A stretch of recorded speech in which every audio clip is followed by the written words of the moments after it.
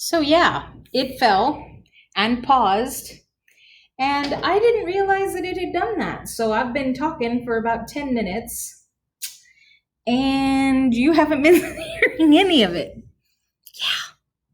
Yeah. And you wonder why it takes me so long to record these things. All right, hairs in my face. So this is the back view.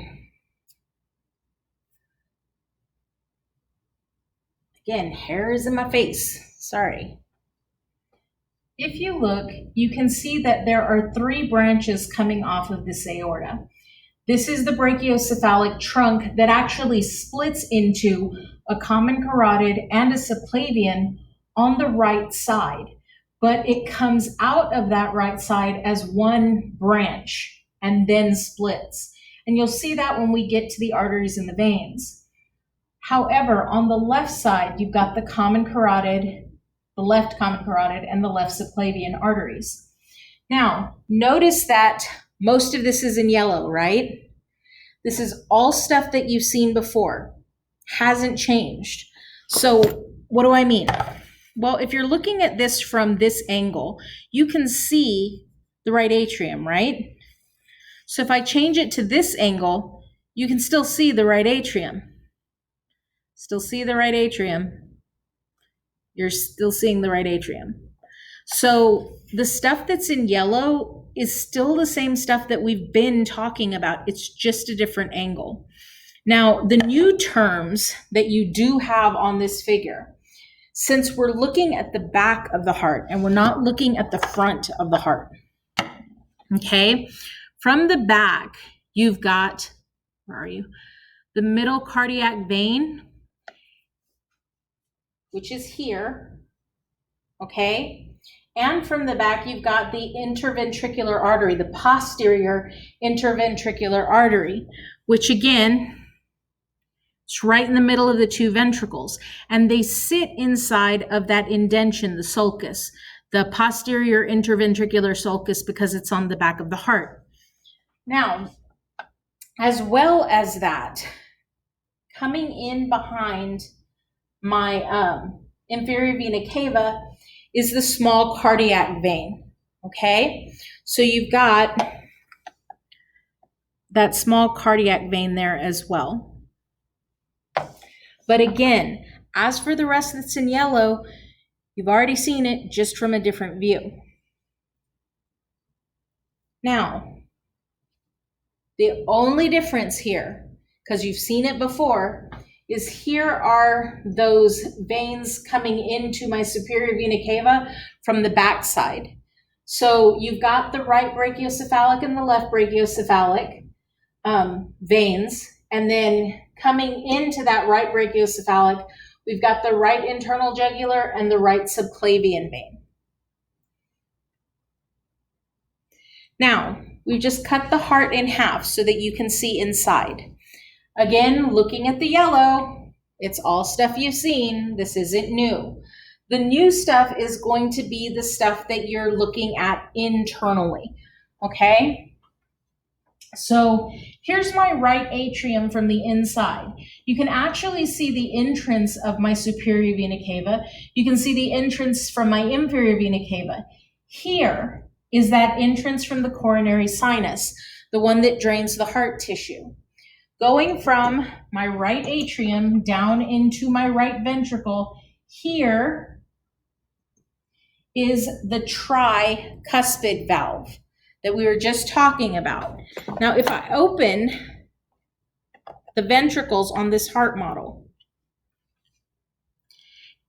let me see. If you look at the right side, there's one, that is not a good angle there.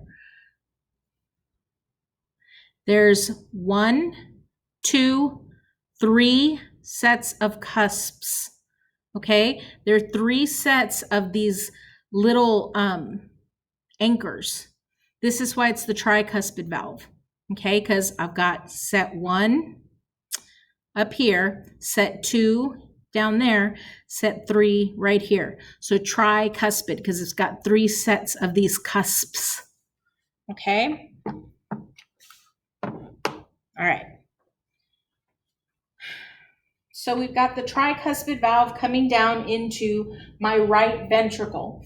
Now, I want you to notice that these cusps are anchored down by these white things. These are called the chordae tendineae. Chordae tendineae are actually really, really strong. I had a semi-pro football player one year who actually tried to break it manually by hand, and he couldn't do it. He was about 6 foot, I want to say 6'7", because I didn't really, yeah, I could see up his nose, okay? And FYI, I'm 5'3", so yeah. Anyway, these actually anchor the cusps of my tricuspid valve to these muscles here. These muscles are called papillary muscles, okay? Papillary. Papillary means fingers, and if you look at them, they actually look like little fingers. So it makes sense to call them papillary muscles. Now, when my right ventricle contracts and moves blood, it goes through the pulmonary semilunar valve up into the pulmonary trunk, out of my left pulmonary arteries and my right pulmonary arteries. So if you're looking at the heart model, here's my pulmonary trunk. There's part of that pulmonary semilunar valve. Now the other part of that valve is here on this flap. That's why you can't see it real well, okay? But it's there. So you've got that, pulmonary semilunar valve to prevent backwash. Goes out, goes to the lungs, grabs oxygen, right? Comes back to the heart through the left pulmonary veins and the right pulmonary veins coming into my left ventricle. There are the two holes for the right. There are the two holes for the left's entrance. Comes in, gets shunted down into my left ventricle. This is the bicuspid valve. Now, why do we call it that? Because again, if you look, I've got that set of cusps and that set of cusps. Two, bi, okay? So we've got the bicuspid valve being held down by chordae tendineae and the papillary muscles. That hasn't changed. This gets pushed out into the aorta through the aortic semilunar valve, the ascending aorta, the aortic arch, eventually becoming the descending aorta. Notice that between the two ventricles, I have this chunk of tissue here, right? This is called the interventricular septum. Remember, septum or septa are things that cut things into two pieces. So this is actually cutting the two ventricles in half. And this pointy end here is still the apex of the heart. That hasn't changed. Now, there are three things that are not in this figure that I still want you to know. So I'm going to point them out on another figure. Everything else is exactly the same. So, inside of the lining of your atria, you kind of have this horizontal muscular ridging going on. Those ridges are actually called pectinate muscles. And you can kind of see the lumpy bumpy of them right here on the side.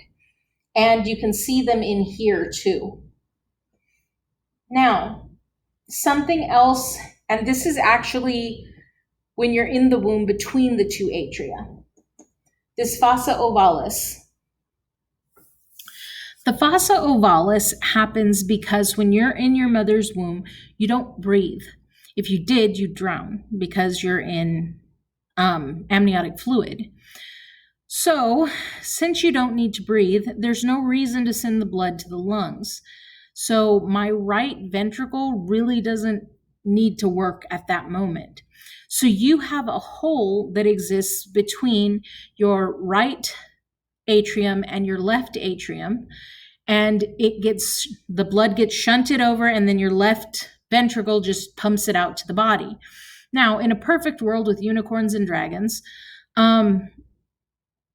When you are born, that hole seals shut, you're good to go, you never have to worry about it.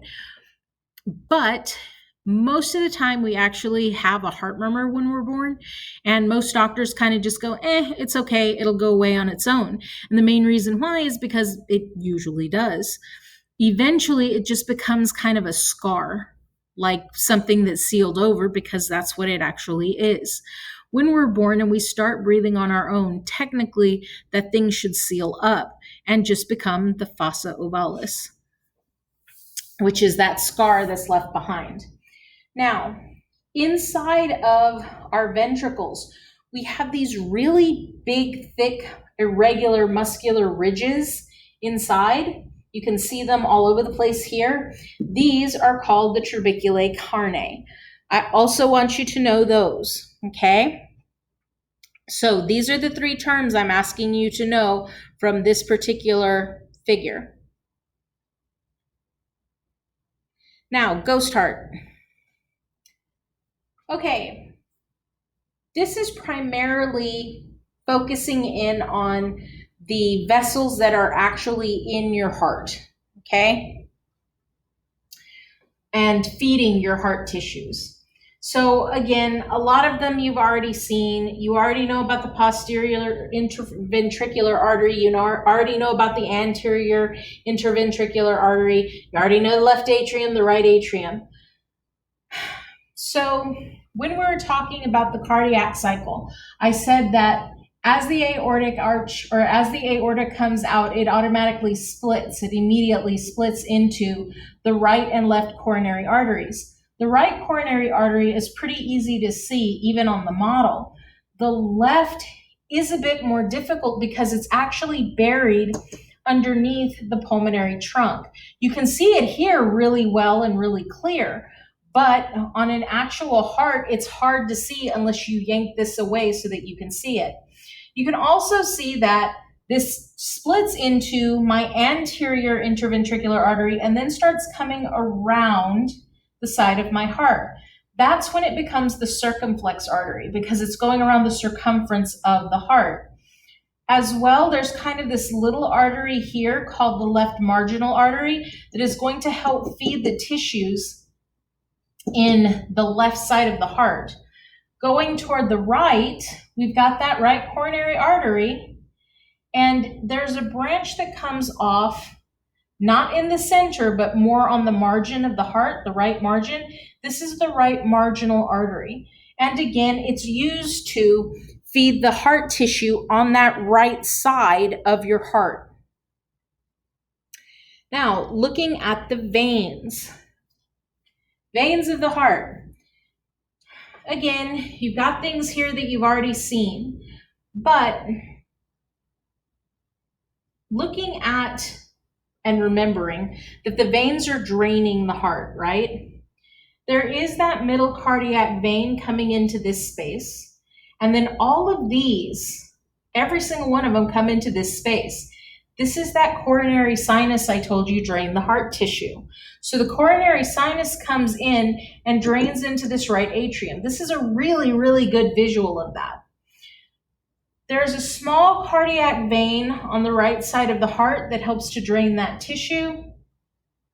And going around the left side, there is a posterior vein of that left ventricle that helps to drain that tissue. You already know about the great cardiac vein. That isn't a new vein, okay? Okay, so we're gonna stop there to get to the model.